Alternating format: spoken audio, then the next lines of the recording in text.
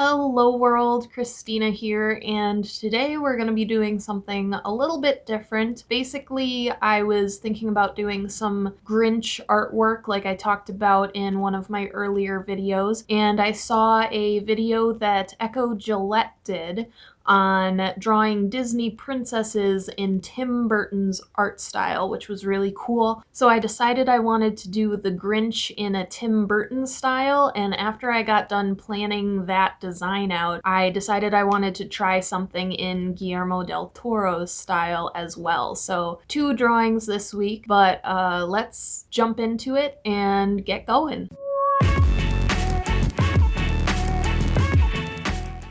This is gonna drive me nuts. All right.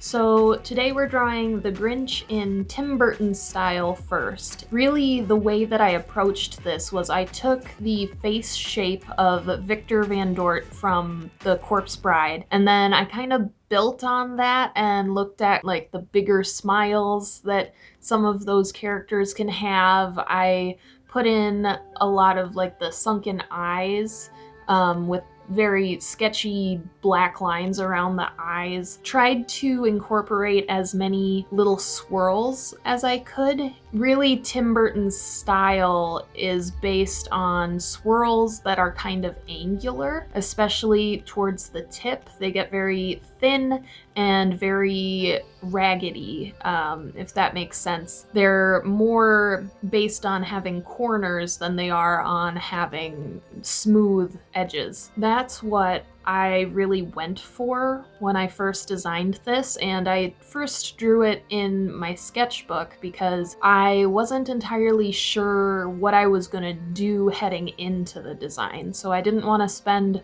a ton of time on camera deciding exactly what to do, and I wasn't 100% sure where I was gonna go with the colors in it. I basically made him green, and then his hair was a little bit lighter green, and his eyes are yellow and his pupils are red, just like we talked about in an earlier video. That's why I find the Grinch to be a very creepy character. And then I thought I was going to put more purples in his face, especially around the eyes and the lips, but I didn't find as many opportunities there as I thought I was going to. So he got some purple around his eyes, and that was kind of where that ended, which is just fine. That's why I kind of ended up making a purple background for him. It's kind of funny because I feel like the Grinch is very similar to Tim Burton characters. Obviously, he's a Dr. Seuss character, but his story is very wholesome, and the way it's been told by various artists over the years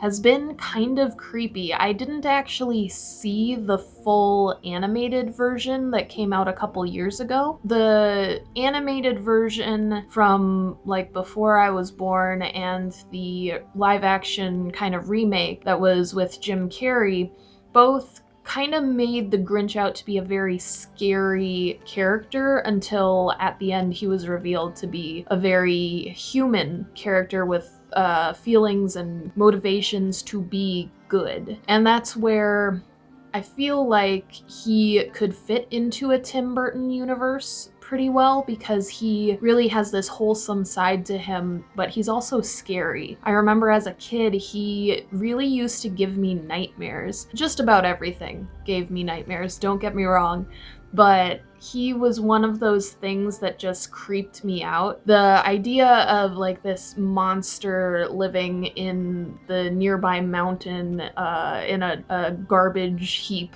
is kind of a scary thing, and I think a lot of Dr. Seuss stories are a little bit more whimsical than that. That's kind of why I went the direction I did with trying to put him in a style that is so iconically horror as Tim Burton's style. When I went to go put him into Guillermo Del Toro's style, I kind of found that Guillermo Del Toro and Tim Burton have a lot of similarities in their art, and both of them have a lot of of live action movies. However, that's kind of why I separated the two by going with a claymation style kind of Tim Burton idea for this Grinch rather than going straight for like a Barnabas Collins or one of those kinds of styles from a different Tim Burton movie. Instead, I went the Corpse Bride direction for the Tim Burton version of this sketch. Anyway, moving on to the Guillermo Del Toro version, I really struggled with how to design this one because when I think Guillermo Del Toro, I think the very organic kind of swirls that you will see in the background of this piece by the end, but I felt like that was very emblematic of his style. And when I went to look up reference photos on Google, I didn't find that for the most part, you know. I found the swirls on the fawn's head in Pan's Labyrinth, and that was about it, which was kind of eye-opening for me. But I played a little bit with kind of basing this Grinch off of both the fawn from Pan's Labyrinth and the fishman from The Shape of Water. I played with the different face shapes and kind of tried to make him mesh with the already existing Guillermo del Toro characters. And when I tried to mesh him with the fishman from The Shape of Water, it really had him turning into a round-faced kind of character, and that's not what the Grinch is, at least to me, especially because the Grinch has such an iconically wide, creepy smile. So instead, I very heavily leaned into the design from the fawn from Pan's Labyrinth. He has those swirls on his forehead and animalistic nose to begin with. He's a fawn, so his nose, I think, is more modeled after a deer. So I really didn't adjust that as much as maybe I should have, because the Grinch kind of has an animalistic nose, but it's more of like a cat or something of that nature. But I feel like the end piece here actually ended up giving him sort of a lion-esque face anyway, so I think it evened out in the end. But if I were to retry this piece, I would give him a little bit different nose. As far as just the similarities between this and Guillermo del Toro's fawn, I definitely gave him a lot more fur, more hair, I should say, whereas the Grinch traditionally is just a furry creature with not a lot of hair. But I wanted to really incorporate the Grinch's traditional kind of poof on the top of his head. I felt like that really fit the character here, so I went for it, and I think it turned out really well. Otherwise, I think that the biggest difference here is the coloration, and I kind of gave this version of the Grinch a more human look than I think the fawn ever had, which kind of takes the magic out of it a little bit, but it also kind of harkens back to the Jim Carrey version of the Grinch, and I think that that's a fair middle ground, if that makes sense. I don't love either versions of the Grinch that I made today, but I think that it was a great exercise. And that's really the big part that I want to emphasize, is you don't have to love every piece that you make, but you can be proud that you tried something new. You can be proud of a piece and still not really like it aesthetically, and that's very much where I sit with both of these. So I'd really love to hear what you think of both of these versions of the Grinch, if you could leave comments down below. Closing thoughts on the Guillermo del Toro Grinch.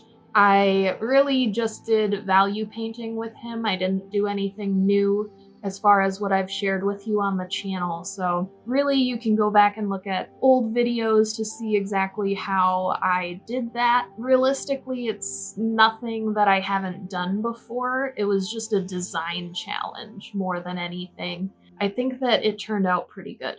So, with that being said, I've rambled on for longer than my usual video, so I will let you guys get on to your day jobs. Again, please let me know what you think in the comments. I really think that this was a stretch of my abilities, and I really enjoyed doing them.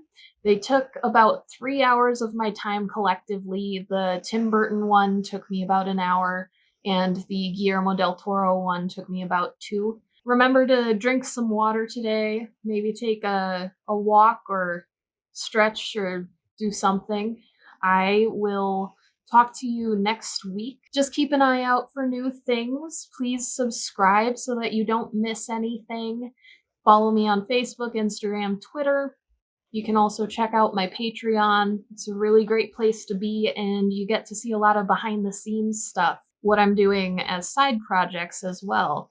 My life is pretty busy most of the time, and I post a video on Patreon every week. So if you're looking to have a little more me content, go over there, take a look, see if you can throw me a couple bucks a month. That being said, thank you so much for your time this week.